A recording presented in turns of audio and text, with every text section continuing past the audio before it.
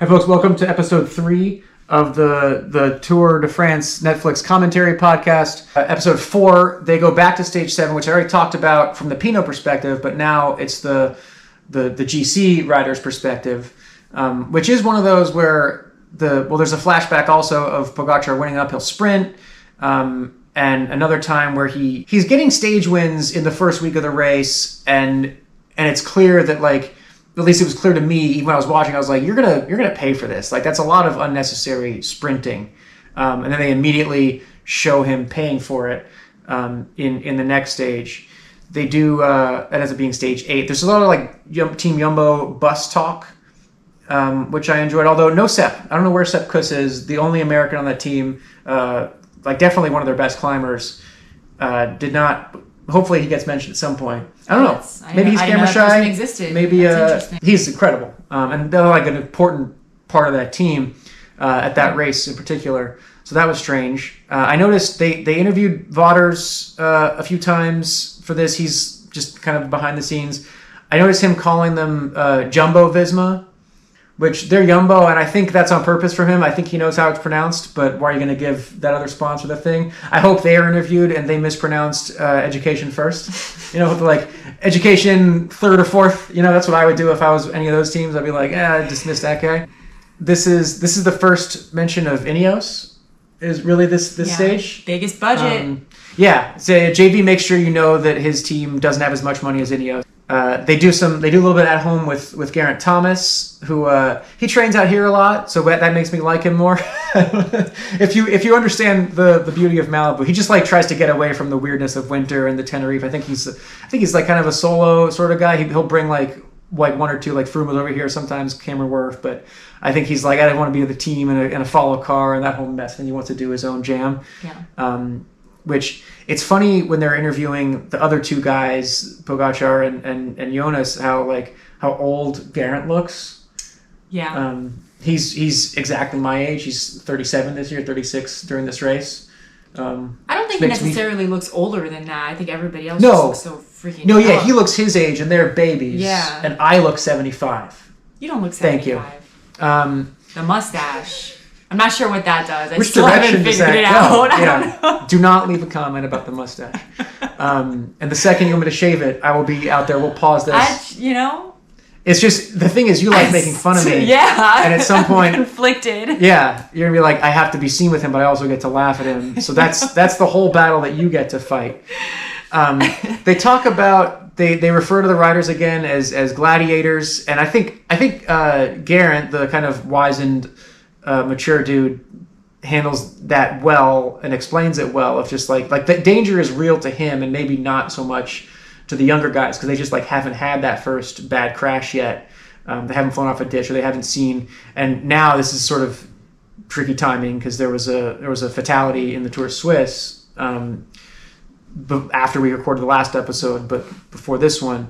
And it is one of those the gladiators might be an appropriate term. I think all the war metaphors and the directors and the commentators kind of like playing that up is sort of a way to like normalize how dangerous it is, and that's normalizing it both for the riders to like forget it or not really realize it, and then for the spectators to not realize because what's a gladiator? The gladiators that's a reference to like ancient Rome, the dudes who would like be in an arena fighting, they'd fight criminals, they'd fight animals, and it's like literally you're watching people die in a thing, and like no one really wants to think about that, so they kind of like breeze through it, and then it's been a few years, but like not unheard of, and the same in F1 and NASCAR famously, like there's that stuff happens in all those, and like that's part of the appeal that we don't want to talk about, and I don't know, it's super complicated.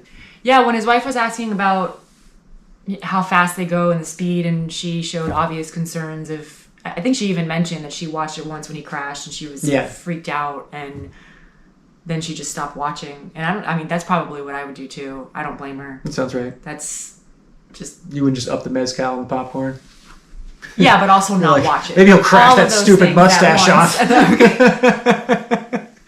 Yeah, no, but sometimes a little bit of ignorance is bliss. Like if she needs to, No, it's everything like when someone when a random person asks like, oh, how fast do you go on the bike? Like, if I'm trying to sound cool, I give them the right answer. Be like, yeah, I've gone 75 miles an hour a few times on the bicycle. And when you ask, be like, 50, 50.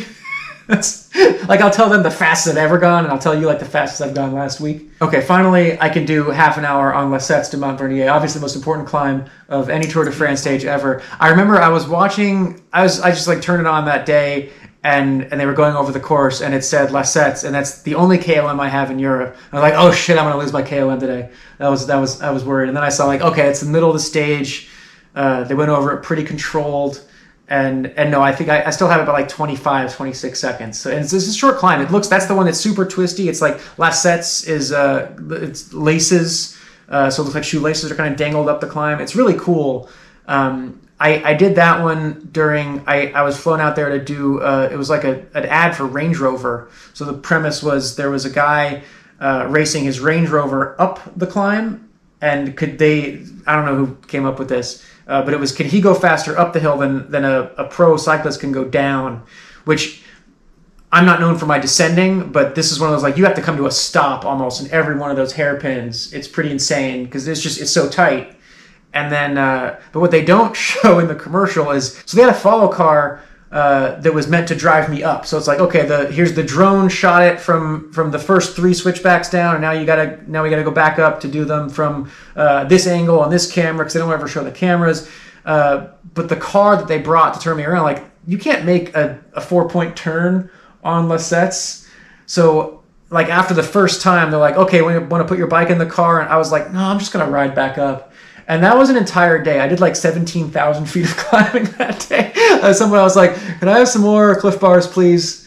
Yeah, that was that shoot. Anyways, that climb was safe. That's super important. KOM. They wrote it 10. It was like a group of 4 over top. I remember watching that day and be like, whew. That was because that's my only Tour de France KOM. But it survives. It was the day that they got Pogacar on the ropes after his incredible effort of Lazer, going 30 seconds lower than me. He was just so tired from trying to take my KOM. That's the subplot that Netflix missed. No, but it showed I thought it was cool teamwork from Jumbo and a little immaturity but he was outnumbered. Pogacar was screwed. He was screwed from the second he was isolated against those 3 dudes. But it shows Roglic and Jonas just like, really it looks like they don't care between the 2 of them who wins the Tour de France. They're just taking turns, which is like what you want to see as a team. But I think also I think Roglic knew like he was hurting and he was injured and not his best. And I think everyone knew it was Jonas's race on that team. And I'm not sure how Pogacar didn't notice. If I was him, I would have just they're just gonna if they attack you, you're gonna pull them back, and the next guy's gonna attack you. And if you have 30K of that, you're going to get to do 25 sprints with each of those guys only doing 12 sprints. And it's just going to sap you. What I would have done is and it's easy when you're on a couch, but you just let Roglic go, give him a minute, ride tempo, and give Jonas kind of a free ride, but you're not going that hard because you're willing to lose a minute on Roglic. And he's going to come back on the last climb, or in a few days, you can get the minute back on Roglic, but you can't lose 3 minutes to Jonas. And that was kind of how Geraint played it on the back. Geraint, every time they attacked, he followed a couple of those surges, but mostly he's just let him open a gap, and his pace from the bottom to the top is his pace, and he's going to let those weirdos do whatever the heck they're doing. And he kept dragging him back. But I bet his power file was just straight flat, and those guys were pop, pop, pop, pop. And ultimately, they had to crack Pogacar, and they did. But Pogacar, I think, again, there's no winning in that situation. Just how could he manage the losses, and maybe he thought he could fake it the whole way, and Lord knows he did quite well. But you just see they talk about the suffering a lot. Those guys are all proper fucked. That was a dramatic. The finish, Jonas is no poker face whatsoever. Geraint crosses the line at 60 RPMs. He's destroyed. Pogacar's got the yellow jersey unzipped. It's that's rough. Sounds healthy. Yeah, all very healthy. What they're going through. But each of those guys, yeah, you do go to some places, and somehow you just got to do the next day, and everyone else is buried too. Put your feet up. Maybe an ice bath or some proper ice recovery products. They also show Jonas I forgot this. He calls his family looks super sweet. And he calls after every stage. The first thing he would do is call his wife. So they'd see like at the podium, and there was memes about that too. But just like who's he calling? You know, I did when I was like Jonas, you can just text me. I'm on Instagram too much. It's funny during the tour. People are so funny. But there was a lot of like, you know, he's always on the phone with his wife, and Pogacar was like, "Can we get on the podium here?" And he's like, "No, I gotta call my honey." Aw, that's cute. No, he seems super sweet. All right, that's it for that one. We're gonna crank these out. So we're just gonna watch 4 more episodes tomorrow, Emily. No, we'll get these out as fast as we can before the tour, as fast as Emily will allow to make these. It'll happen. We'll get it done. We'll get it done. No we stress. appreciate it. Don't thank me, thank her. You're welcome.